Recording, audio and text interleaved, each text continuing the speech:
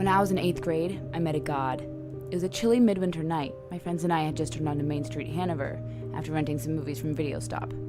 The sky was completely black, aside from a few visible stars in the street lamps. Soft, fluffy snowflakes were falling to the pavement, forming a slick layer of slush on our path.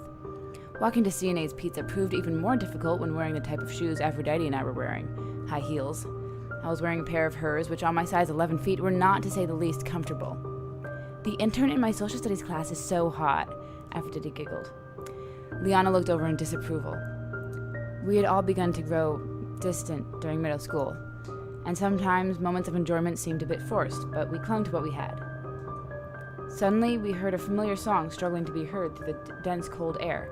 We turned to face the Hopkins Center and saw a figure dressed in all black, marching to the beat of the music, which turned out to be "Be Prepared" from The Lion King. We stopped walking and stared.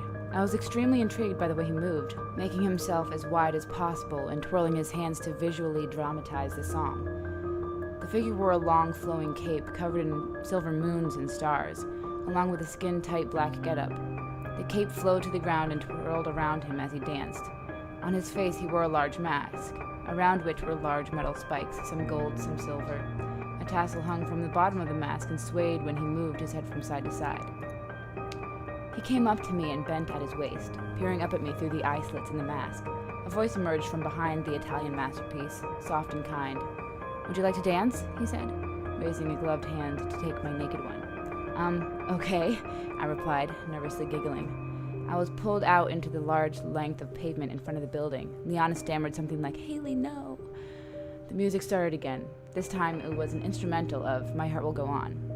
At the middle of the song, he thanked me and placed me back on the sidewalk. Then he took the hand of Aphrodite, with whom he danced for the rest of the song, having attempted to ask inhibited Liana. "Let's go," she urged. "Wait, would you take some pictures with me?" the god asked us, motioning towards the camera atop a tripod standing to the side of the stretch of pavement. Aphrodite and I looked at each other and shrugged. "Why not?" she said. Liana whined beside us. Before we left, he gave both me and Aphrodite a hug and told us he'd see us around, which he did, on a few more occasions. On one occasion, he gave me a yellow flower, which I held on to for about a month, putting it in a cup of water when I got home.